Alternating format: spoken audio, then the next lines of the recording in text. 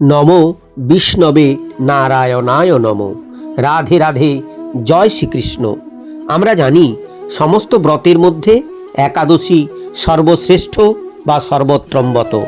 বিষ্ণু পুরাণ ও গরুড় পুরাণ মতে এই একাদশী ব্রত পালনে জন্ম জন্মান্তরের পাপ মোচন হয়, মানসিক শান্তি, আর্থিক উন্নতি ও ভগবানের আশীর্বাদ লাভ হয়। আর যে একাদশী ব্রত পালনে ব্রত পালনকারীর সমস্ত ইচ্ছা পূরণ, সর্বসিদ্ধি লাভ, সকল প্রকার মনোবাঞ্ছাপূর্ণ, সমস্ত রকম শত্রু বিনাশ, পরম গতি লাভ ও জন্ম মৃত্যুর চক্র থেকে মুক্তি লাভ হয়, সেই অন্যতম শ্রেষ্ঠ একাদশী ব্রত হল উৎপন্না একাদশী ব্রত।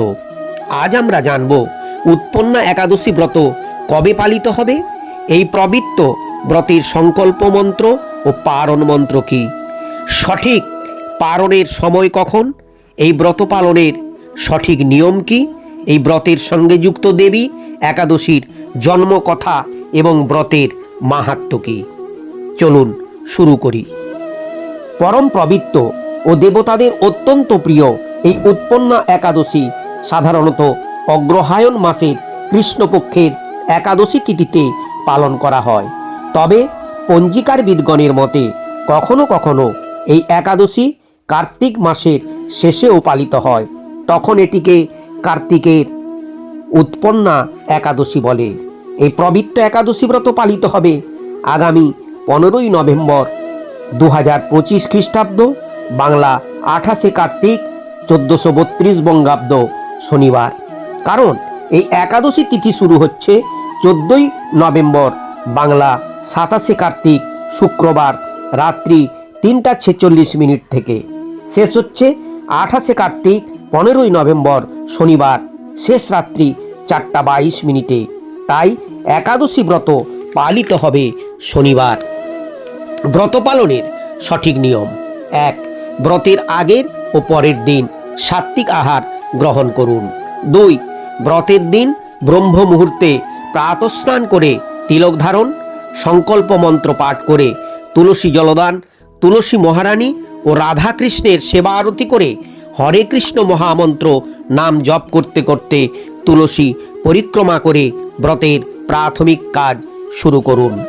সংকল্প মন্ত্র: একাদশাং নিরাহার স্থিতা ওহম অপরিহনি ভক্সামি পুণ্ডরীকাক্ষং শরণং মে ভাবাচ্যুত। 3. ব্রতের দিন কেবলমাত্র আমিষাহারী বর্জন করবেন তাই না, এই দিন পঞ্চরবি শস্য, ধান, গম, যব, ডাল, সরিষা জাত সমস্ত দ্রব্য সম্পূর্ণরূপে নিষিদ্ধ। কারণ ভগবান বিষ্ণুর আশীর্বাদেই একাদশী তিথিতে পাপ পুরুষ বাস করেন এই পঞ্চরবি শস্যের মধ্যে। তাই এই দিন যদি কেবলমাত্র ফল জল খেয়ে ব্রত পালন করেন, অনেক শুভফল লাভ করা যায়। 4. সন্ধ্যায় সন্ধ্যা আরতি, গীতা পাঠ, হরে কৃষ্ণ মহামন্ত্র নাম জপ এবং একাদশী মাহাত্ম্য কথা পাঠ বা শ্রবণ, আর হিন্দু পুরাণ নানা ধর্মশাস্ত্র পাঠ ও শ্রবণ করুন। 5. পরের দিন সঠিক সময়ে পারণ মন্ত্র সহযোগে পঞ্চরবি শস্যের মধ্যে যে কোনো একটি খাদ্যদ্রব্য বা জগন্নাথ দেবের মহাপ্রসাদ দিয়ে ভগবানকে সেবা প্রসাদ করে ব্রত উদযাপন করুন। তবে মনে রাখবেন, পারণ একাদশী ব্রতের অবশ্য করণীয় কাজ। পারণ না করলে একাদশী ব্রতের সম্পূর্ণ ফল কখনোই লাভ হয় না। পারণ মন্ত্র: অজ্ঞান তিমিরান্ধস্য ব্রতে না নেন কেশব প্রসিদ সমুখ নাথ জ্ঞান দৃষ্টি প্রদ ভব। 16ই নভেম্বর বাংলা 29শে কার্তিক রবিবার দিবা ঘন্টা 10:39 গতে একাদশীর পালন করুন। এরপর আমরা জানব উৎপন্না একাদশীর জন্ম কথা। সত্যযুগে অদ্ভুত আকৃতি বিশিষ্ট দেবতাদের ভীতিপ্রদ মূর নামে এক দানব ছিল। সে যুদ্ধে দেবতাদের এমনকি স্বর্গরাজ ইন্দ্রকে পর্যন্ত পরাজিত করে স্বর্গ থেকে বিতাড়িত করেছিল। দেবতাদের হিসাবে 1000 বছর যুদ্ধ করেও দেবতারা যখন তাকে পরাজিত করতে পারলেন না, তখন শ্রী বিষ্ণু বিশেষ চিন্তান্বিত হয়ে বদরিকা আশ্রমে সিংহাবতী গুহার মধ্যে শয়ন করলেন। তখন ওই মূর্দানব ঘুমন্ত অবস্থায় বিষ্ণুদেবকে বধ করার কথা ভাবেন। দানবের এই রকম চিন্তার সঙ্গে সঙ্গেই শ্রী বিষ্ণুর শরীর থেকে একটি রূপবতী সৌভাগ্যশালিনী দিব্য অস্ত্রশস্ত্রধারিণী ও মহা পরাক্রমশালী এক কন্যা উৎপন্ন হয় এবং সেই কন্যাই দিব্য তেজে মূর্দানবকে ভস্মীভূত করেন। শ্রী বিষ্ণুর অঙ্গ থেকে এই একাদশীর উৎপন্ন হয় বলে একে উৎপন্না একাদশী বলে। আর এই দিনেই একাদশী উৎপন্ন হওয়ায় এই একাদশী তিথিকেই বলা হয় উৎপন্না একাদশীর জন্মদিন। আজকের এই ভিডিওটি খুবই তথ্যমূলক, জ্ঞানবর্ধক হতে চলেছে, তাই এর বাকি অংশ শোনার আগে প্রোগ্রেসিভ কালচারের ভিডিওটি যদি ভালো লাগে তাহলে ভিডিওটিতে একটি লাইক করুন, কমেন্টে জয় শ্রীকৃষ্ণ রাধে রাধে লিখুন। স্বাস্থ্যকার বিদগণের মতে দামোদর মাস বা দামোদর ব্রত ভগবান শ্রীকৃষ্ণের অত্যন্ত প্রিয়। আর দামোদর ব্রতের পরবর্তী একাদশী ব্রত হল এই পবিত্র উৎপন্না একাদশী। আপনি যদি এই ব্রতের ফল অক্ষয় ও সঞ্চয় করে রাখতে চান তাহলে আপনাকে অবশ্যই নিষ্ঠার সাথে এই উৎপন্না একাদশী ব্রত পালন করতে হবে। যে সমস্ত ব্রত পালনকারী ভক্তিপরায়ণ হয়ে শুদ্ধ চিত্তে এই উৎপন্না একাদশীর উৎপত্তির কথা শ্রবণ ও মাহাত্ম্য কথা শ্রবণ ও পাঠ করেন, শ্রীহরির আশীর্বাদে তার জীবন ধন্য হয়।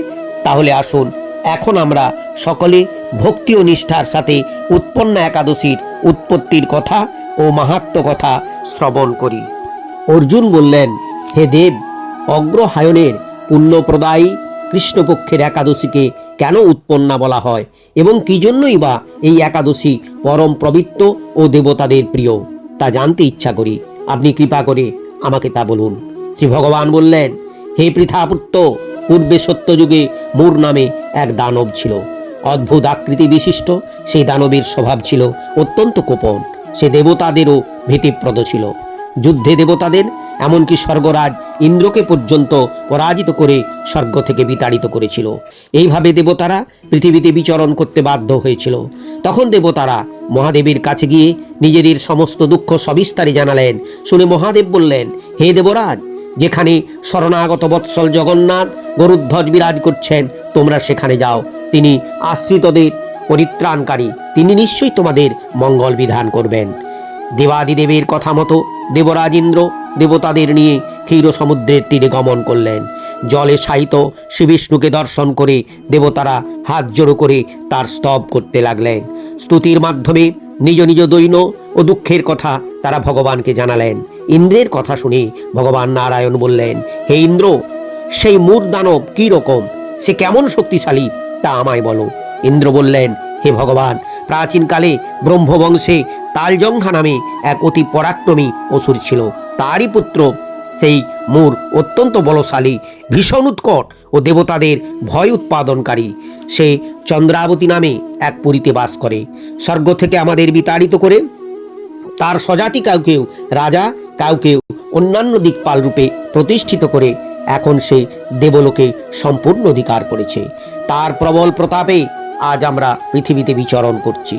ইন্দ্রের কথা শুনে ভগবান দেবদ্রোহীদের প্রতি অত্যন্ত ক্রোধান্বিত হলেন।